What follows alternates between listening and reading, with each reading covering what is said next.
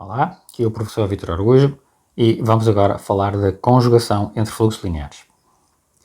Portanto, dois fluxos, é o φtx e o psitx, gerados por campos lineares AX e BX associados às equações diferenciais lineares x' igual a ax e x' igual a bx, com a e b matrizes quadradas n por n, dizem-se conjugados se existe uma bijeção, chamada de conjugação, que leva as órbitas de um fluxo nas órbitas do outro fluxo.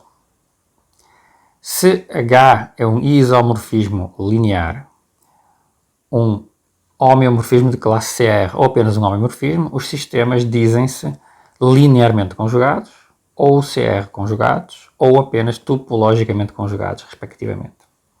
Okay? Um isomorfismo dá uma conjugação linear, um homeomorfismo dá uma conjugação topológica, e se o homeomorfismo for diferenciável, dá-nos uma CR conjugação, em que R é o grau de diferenciabilidade. É fácil verificar que esta é uma relação de equivalência entre fluxos que identifica aqueles fluxos cujas trajetórias ou soluções são as mesmas a menos uma mudança de coordenadas. Okay? Agora, preciso ter atenção que as mudanças de coordenadas podem ser apenas um homeomorfismo, então elas podem não ser diferenciáveis. Okay? São mudanças de coordenadas um pouco grosseiras, mas às vezes é tudo que nós temos. As conjugações lineares, nós já vimos exemplos delas, não é? Se A e J são matrizes semelhantes, como no caso da forma canónica de Jordan, se existe um B tal que o J é igual à inversa de B vezes A vezes B, então nós sabemos que os fluxos E elevado a TJ e E elevado a TA são linearmente conjugados. Nós sabemos que vale esta relação, não é? A exponencial de TJ é B inversa vezes exponencial de TA vezes B. Então, a classificação que nós fizemos de sistemas lineares planares é um exemplo de classificação via conjugação linear. Okay? Nós olhamos todos os modelos lineares em relação aos quais nós conjugamos qualquer aplicação linear no plano, né? De forma a classificarmos todos os tipos de sistemas lineares. Identificamos desta maneira as diversas classes de conjugação linear possíveis. São as classes de matrizes similares. Okay? Isto, de fato, reduz-se ao seguinte resultado de álgebra linear. Duas matrizes são similares se só se têm a mesma forma canónica de Jordan. Okay? E nós usamos isso para depois calcular o seu fluxo, né? E olharmos o retrato de fase. Bom, no caso de sistemas lineares, de fato, a conjugação linear é a mesma que a conjugação diferenciável. Elas coincidem. Okay? Os sistemas x' igual a x e x' igual a jx são C1 conjugados, C1 diferencialmente conjugados, se só se A e J são matrizes similares, são semelhantes. De fato, se A é semelhante a J, então os fluxos lineares são linearmente conjugados e, portanto, em particular, são CR conjugados para qualquer R, não é? Porque uma aplicação linear é uma aplicação C infinito. Fase analítica. Reciprocamente, seja um hómeo de classe C1 que conjuga os fluxos lineares. Okay? Ele satisfaz esta relação. Uma órbita de um fluxo é elevada a uma órbita do outro. Suponhamos, para simplificar, que o H de 0 é 0. Okay? Depois vamos considerar esse caso. O caso em que o H de 0 não é 0. Então, por um lado, temos para cada x, né, que, já que H é C1, né, temos que a derivada do H composto com ETA de x, para t igual a 0, é a mesma coisa que a derivada de H em ETA de x, vezes a derivada de ETA de x, que é AETA de x, em t igual a 0. Portanto, isto é igual à derivada de H em x aplicado em AX. Aplicamos aqui a regra da cadeia, né? Portanto, por um lado temos isto, mas por outro lado, a derivada do outro lado, desta expressão aqui, em t igual a 0, é simplesmente a derivada E elevado a tj, que é j E elevado a tj, aplicada em h de x, que não depende de t. Então fica simplesmente aplicada em h de x, para t igual a 0 fica jh de x. concluímos então, né, que temos aqui uma conjugação. Né? Se tomarmos x igual a lambda y, obtemos, reparem, dh lambda y vezes ay igual a jh lambda y sobre lambda. E se eu fizer agora o lambda tender para zero, né, o dh lambda y ele vai para zero, portanto vai para dh de zero, já que h é C1. E também, deste lado, né, o h lambda y sobre lambda, ele vai exatamente para dh de y em zero, pela continuidade do dh e por diferenciabilidade de h em zero, respectivamente, porque isto é exatamente h lambda y menos h de zero, que é zero, sobre lambda menos zero. Okay? Então isto aqui dá exatamente a derivada do h em y. Então, a e j, né, elas são conjugadas pela derivada do h em zero. Okay? E obtemos a conjugação linear que nós procurávamos. Ou seja, nós provamos, né, que se eu tiver uma conjugação por um diffeomorfismo entre dois fluxos lineares, se o diffeomorfismo fixar a origem, se h de zero for zero, então automaticamente a derivada em zero vezes o a é igual a j vezes a derivada em zero, ou seja, o a e o j são conjugados.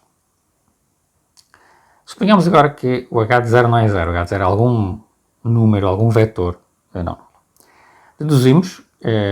Reduzimos ao caso anterior, fazendo o quê? Fazendo uma nova, definimos agora um g de x como sendo h de x menos c, e agora, claro, o g de zero é zero. É claro que o g é um diffeomorfismo também, apenas fiz uma translação, né? E observemos que o ETJ de c, que é o ETJ de h de zero, porque h de zero é c, né? Ele conjuga com ETA em zero, portanto fica um h ETA em zero, é igual ao h de zero, que é igual a c.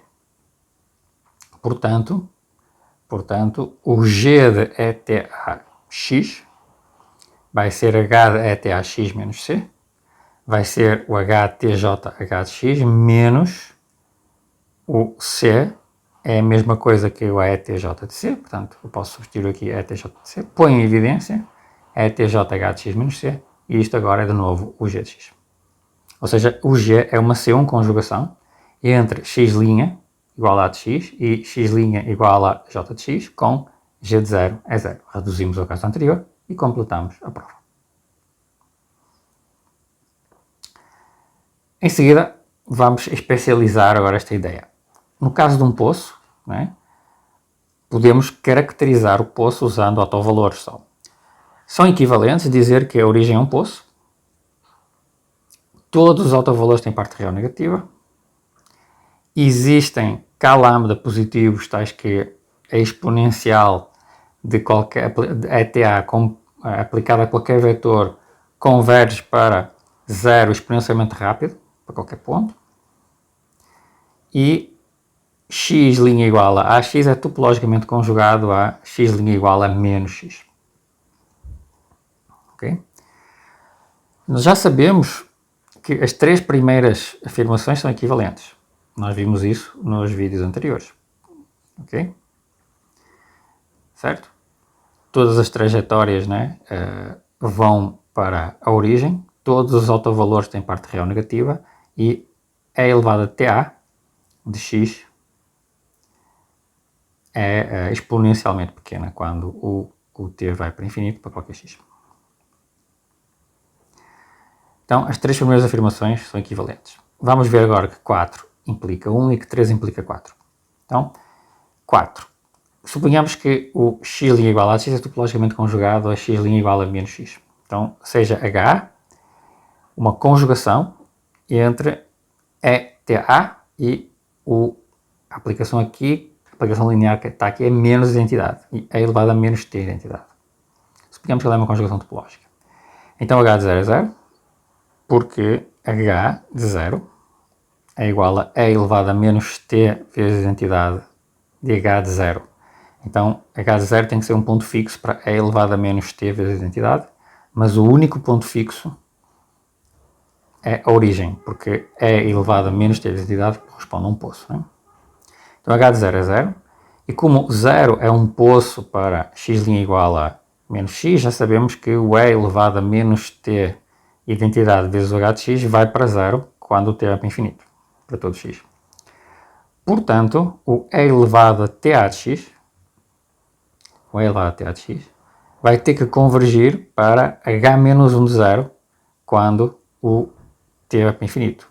Porquê? Porque eu tenho esta relação, né? E eu posso inverter, né? Eu uso a continuidade do h menos 1. Portanto, fico e elevado a TA de x é h menos 1 desta expressão, e esta expressão vai para 0, portanto, o ETA de x tem que ir para 0. Concluímos que o 0 é um poço para o TA, para x' igual a de x.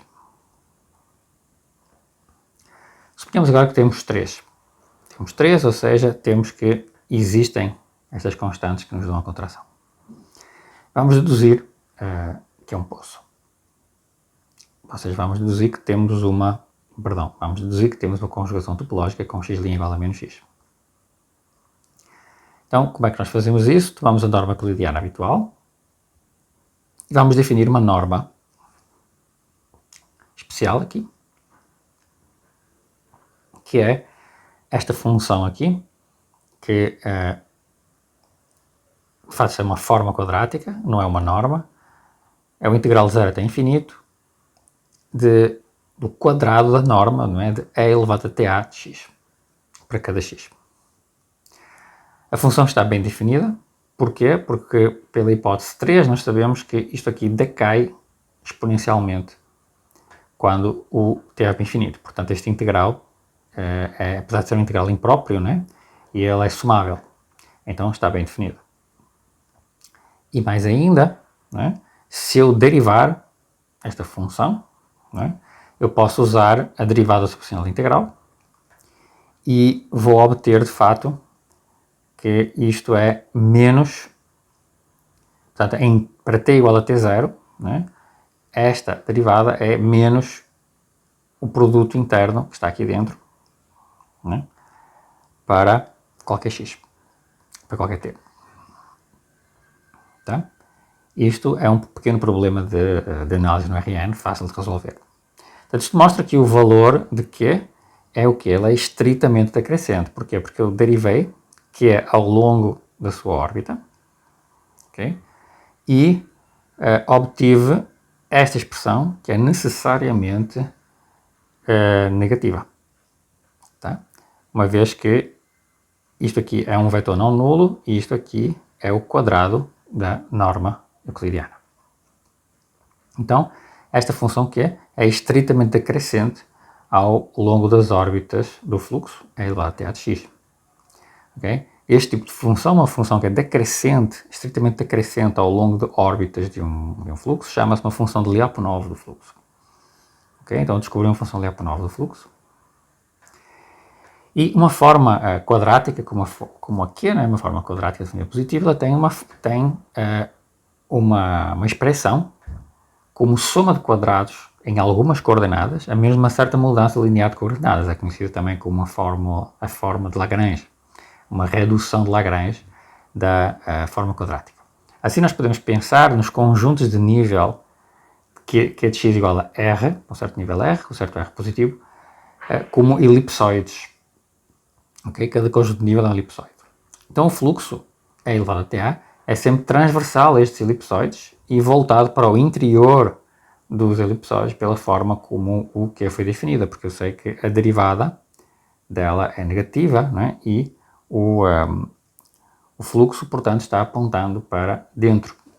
Em este elipsoide, onde Q é igual a constante, né? Eu sei que se eu olhar as órbitas do fluxo, a derivada é negativa, a derivada do Q ao longo das órbitas do fluxo. Portanto, o fluxo tem que estar entrando no elipsoide, está diminuindo o valor da Q. Né? E a Q é uma função que ela é monótona crescente com a distância, por causa da forma como ela foi definida. Então, para cada x, para construirmos a conjugação, o que nós fazemos é que para cada x nós esperamos que a sua trajetória toque o elipsoide Q igual a 1 num certo ponto, y igual a e elevado a t de x, então tenho um x. Eu sei que esta trajetória vai convergir para a origem, ela vai ter que bater no elipsoide em algum momento. elipsoide, por exemplo, com Q, que é igual a 1, e bate aqui em algum ponto. É T de x, A de x, em que o T de x depende do x. E depois nós deixamos que o y ande para trás no outro fluxo, no fluxo e elevado a menos ti, andamos para trás com ele e obtemos um ponto que eu defino como sendo o h de x. Ou seja, eu pego no x, deixo ir até bater no que é igual a 1, neste ponto, e agora pego neste mesmo ponto no outro fluxo, no fluxo e elevado a menos in, ando para trás, o mesmo tempo que eu demorei aqui, ando para trás ao mesmo tempo, e defino este ponto como sendo a imagem do x. Fazendo deste jeito, nós obtemos uma relação entre vamos obter uma conjugação e vamos obter temos uma relação entre os vários tempos e a distância do ponto à origem. Vejamos, toda forma quadrática definida positiva admite certas constantes, de tal forma que ela é comparável à norma euclidiana usual. Okay? Porquê? Bom, porque esta forma quadrática, se eu tirar a raiz quadrada dela, ela vira, como ela é definida positiva, vira uma norma e, portanto, todas as normas são equivalentes. Okay? Outra forma é simplesmente outra forma de entender porquê é tomar simplesmente o máximo e o mínimo de Q de x na esfera unitária. Okay? Então, a derivada do logaritmo de Q é elevado a ta de x, tem que ser algo negativo, de fato, satisfaz que, ao derivar, eu obtenho esta expressão, que é de fato menos e elevado a ta x quadrado sobre Q é ta de x, por definição do Q, e esta expressão, portanto, tem que estar contida, enquadrada entre menos 1 sobre a e menos 1 sobre b. Se nós integrarmos de 0 até t, como estou integrando uma derivada, eu obtenho que o logaritmo de q em eta de x menos o logaritmo de q em x está enquadrado por estes dois valores, t sobre b e menos t sobre a.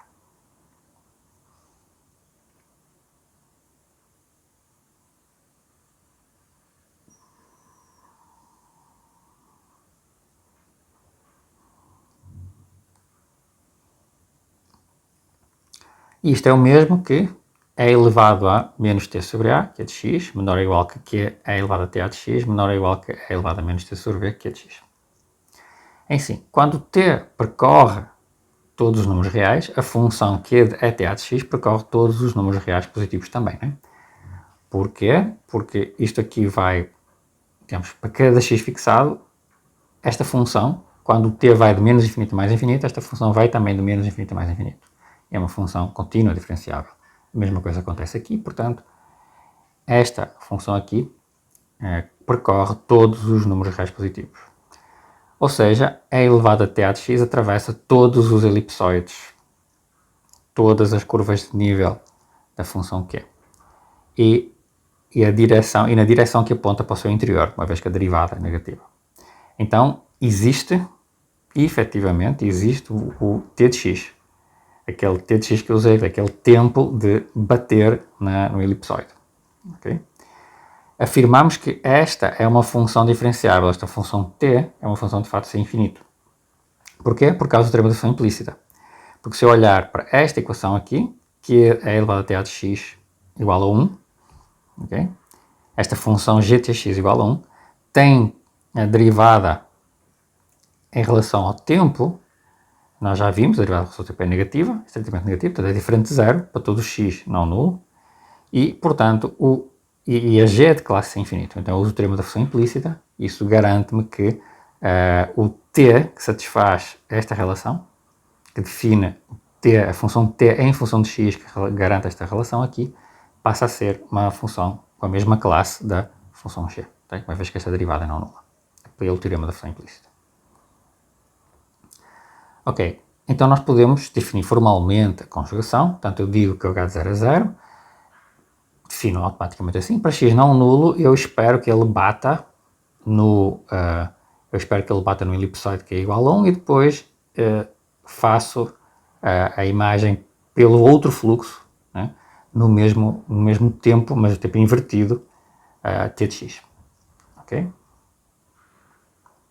Ok? Então isto é exatamente, uma vez que isto aqui é a identidade, né, isto é a mesma coisa que ter a elevado a t de x vezes a elevado a t de x a vezes o x. É claro que o h fora da origem, longe da origem, é um homeomorfismo de classe infinito e é uma objeção, né, em RN. Falta provar a continuidade em zero. Ok, nós definimos isto separadamente em zero, fora e longe da origem.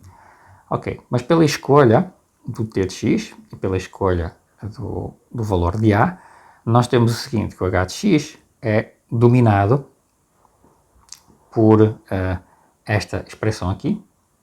Isto é simplesmente a definição do h de x. Se vocês olharem, o h de x está aqui, né? Temos aqui esta definição do h de x, e a norma dele, a norma euclidiana, é dominada por esta expressão aqui, que nós já vimos, né? Mas isto eu posso traduzir, né, deste jeito. Porquê? Porque isto é uma forma quadrática.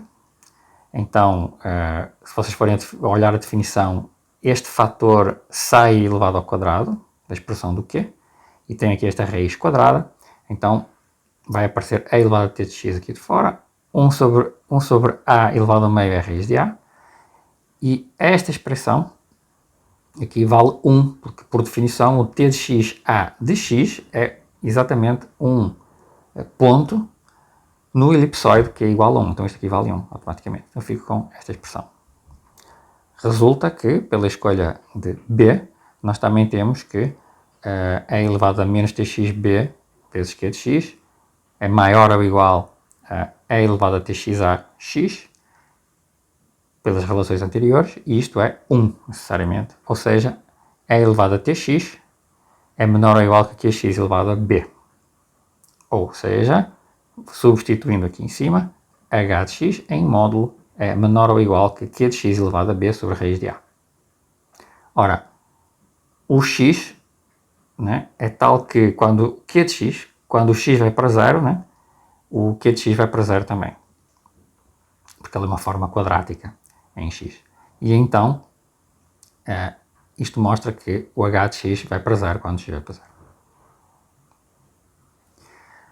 Verificar que o h é conjugação entre o x' igual a x e o x' igual a menos x é automático por causa da própria construção, ou seja, h é elevado até a de x, é h de e elevado a t a menos tx de a vezes e elevado a tx de a. Eu simplesmente introduzi, somei e subtraí tx de a aqui neste processo, e agora eu uso a definição do h para obter que isto é igual a e elevado a tx menos t vezes e elevado a tx a de x.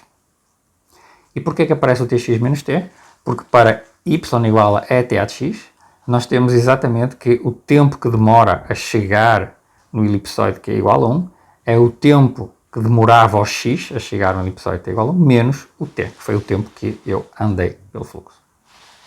Então, esta expressão é a mesma coisa que a elevado a menos t, elevado a tx, elevado a t a de x, aplicada em x, e isto é exatamente h de x, e portanto fica um e elevado a menos t vezes h de x. Ou seja, esta expressão é igual a esta. Ou seja, eu tenho a conjugação. Para verificar que h-1 é contínua, resta verificar que h-1 é contínua para terminarmos a prova, para garantir que assim o h é um homeomorfismo, né? Mas para provar que h-1 é contínua, nós vamos tomar um yn tendendo para zero e vamos provar que o xn, que é para a imagem do hn, do yn, também vai para zero.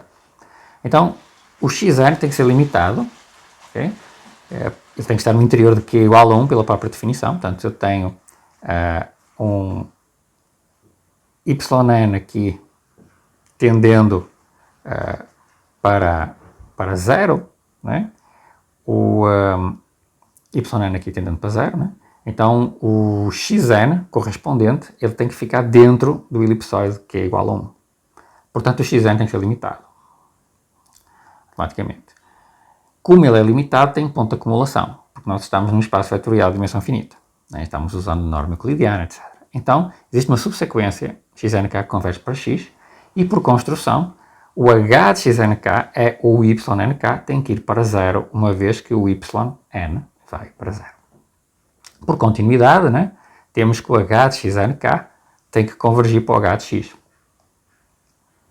Mas como h é uma bijeção, o x tem que ser zero. Ok? Porquê? Porque, por um lado, o h de xnk vai para zero, que é o h de zero, né? E, por outro lado, o h de xnk vai para o h de x. Que terminou a prova. Né? Mostramos todo ponto de acumulação de xn é zero, ou seja, h menos 1 de 0 é 0, que é o limite do xn, que é o limite do h menos 1. Isto vale para qualquer sequência. Eu tomei uma sequência qualquer que vai para 0. Portanto, provamos que h menos 1 é contínua em 0. Okay? Isto termina a prova sobre a conjugação. Isto nos permite agora caracterizar poço e fonte automaticamente, okay? De forma muito rápida. Ou seja, o poço nós acabamos de ver, né? E a fonte diz essencialmente a mesma coisa, só que eu troco parte real negativa por parte real positiva, né? E esta contração para o futuro eu troco por contração para o passado. E a conjugação, em vez de ser com x' igual a menos x, passa a ser com x' igual a x, né? É a conjugação topológica. Trocando estas coisas eu tenho o equivalente. A prova da caracterização de fonte é igual. Em seguida falaremos da conjugação especial entre sistemas lineares hiperbólicos.